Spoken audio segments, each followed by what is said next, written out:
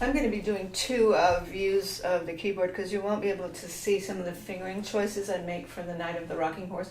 But the first thing I'm really doing, the longer distance view, is so you can see the wrist forward movements in the right hand.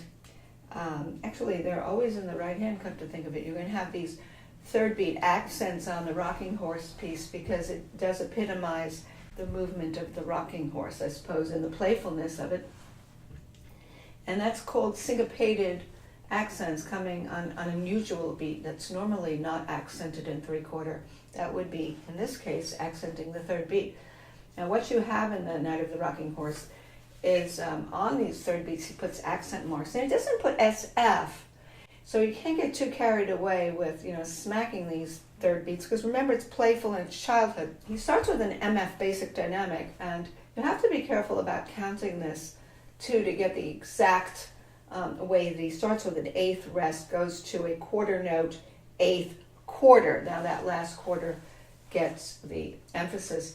The other thing is you want to know what is the strand of the melody in this. Now he shifts around the melodic interest from the top voice. Now he starts with two voices upstairs, and it's clear that the upstairs of the two voices is going to contain the melodic interest. But then in the 1, 2, 3, fourth measure, he flips over GC and he puts the top note on the bottom.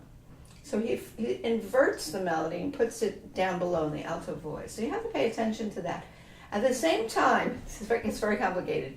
When he does flip it over, and you can detect that what he said at the beginning, upstairs, is now on the underpinning voice.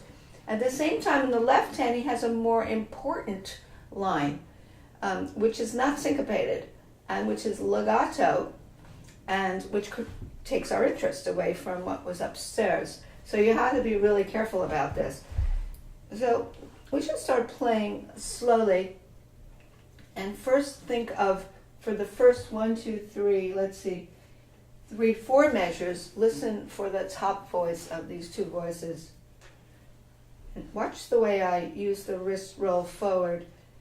I'm not going to go into tempo. Rest. Okay, now he flips it over, and you're going to hear what you heard upstairs as bum ba-dee, bum ba-dum, bum ba-dee. You're now going to hear that below, right below the top voice. You should be able to hear that. And only attenuated. It's attenuated. A little bit of that occurred, not the whole 4 measures, just the beginning. But you hear it.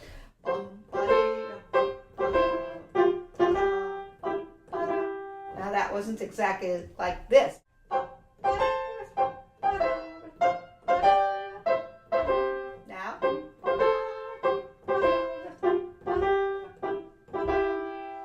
See just a piece of it at the beginning. You can hear the G, G, A, G, G, E, but then he goes F, F, F, E, E, E, which is not what he did when he started the first 4 measures. You should be aware of that. You should be aware of voices and what's happening on top and what's happening on the bottom. I think that's very important.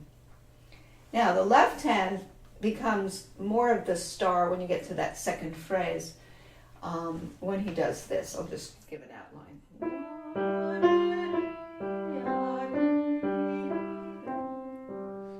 Lyrical Schumann, where he starts just doing legato, horizontal floating. So there's 2 things. He has this,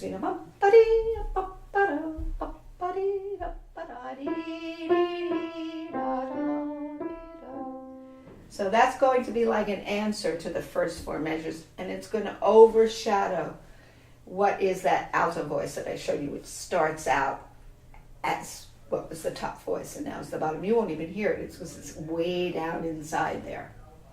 So here's what's happening if you hear all the voices. Left hand. Now this piano is very bright. This Steinway is like, if I played this over on the Baldwin, it would be kind of more muffled sound. This is sort of right between the eyes. I think you get away with not pedaling any of that. It makes it very clean.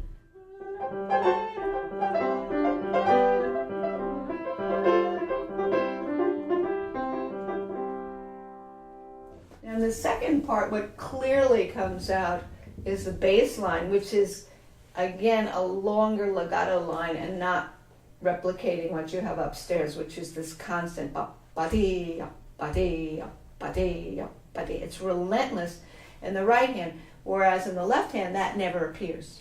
That never appears, that figure of syncopation and third beat accents. So the left hand is sort of sobering up this piece a little bit and giving more of the lyrical line against this continuous use of redundant right hand figure. So now in the second part, you have an interesting line in the left hand. You have now you look, that sounds like it draws my attention. Here, this doesn't. It goes back to the right hand. The right hand's going to go back to the interest.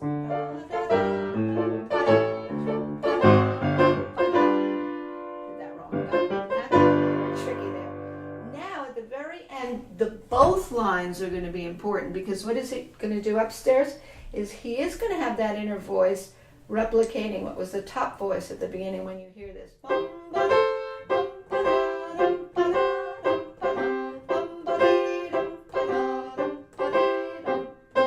mean, it moves, it goes straight across, but it's on the bottom.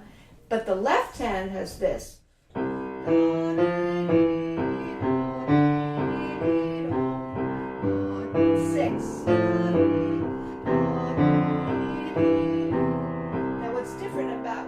Hearing now in the left hand, you heard that before as legato here.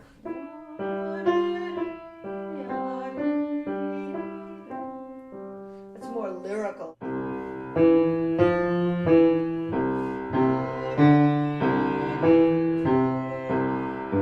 Here it is. Look how your hand has to move this way and that way.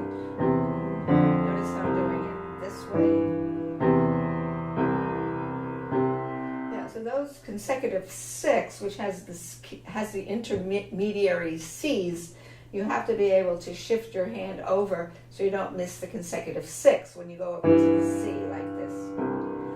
Like this. Because he has the half note tied over, but you can't possibly hold the whole sixth over, as you can see. That's why you have to use pedal there. That's why you must use pedal. Notation is here.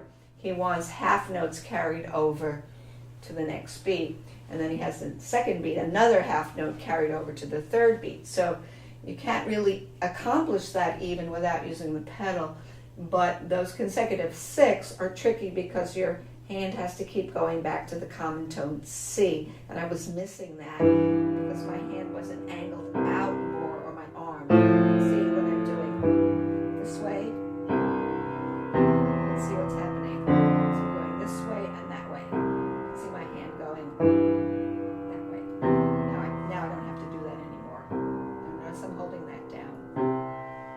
Now, that can take care of itself if you, unfortunately, in the right hand, you have to keep up your triads now, doing the syncopated third beats. You now have bigger voicing, which makes that tricky. This is the trickiest part of the piece. This is the beginning. You don't have to worry with so much. In the right hand, you just had fourths and fifths and sixths and thirds.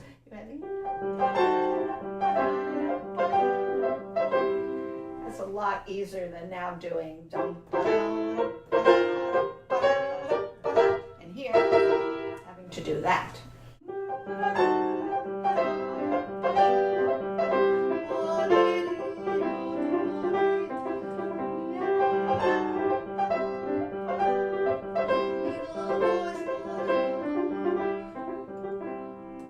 Left hand. Watch this. 5-2. 5-2. Look what you have to do here. I use 5-2-1 and I use 5-3-1. That goes pretty fast. Yep. That's the one place where you can't split your hand there. Unless you have a huge hand and you can play C-sharp E and keep that in the left hand. It instructs you in my edition to play this with the right hand. It's bracketed. It's the only time you go from a triad in the second section to a tetrad with your right hand alone. So that's very tricky to go from.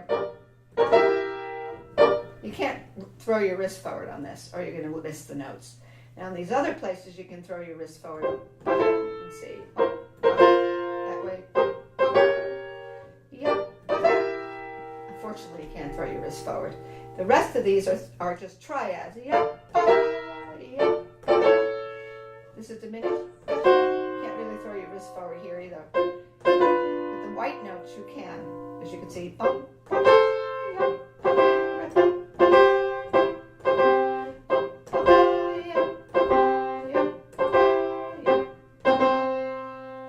You can see the fingering. You know, this is a crazy angle I have here. And the left hand starts with that legato line. Now this is tricky because of the tie here. Here comes the one note in the left hand. Now you have hold two, and these are just octaves, broken octave. And you're way down here. See, this isn't melody, but it's very good fundamental bass line. Two here. Now this is important. Now this line is important. You can hear where this came from the beginning, but it's not legato now. Now he doubles that into 6, consecutive 6. You hear that upstairs here. F, E, C, D, E. When you had it here, where it's legato. See how important that is? It comes back now non-legato in the left hand with a very formidable lower bass line track. So that's what makes the second section rather hard, because now you have increased voicing. Here the voicing was more open.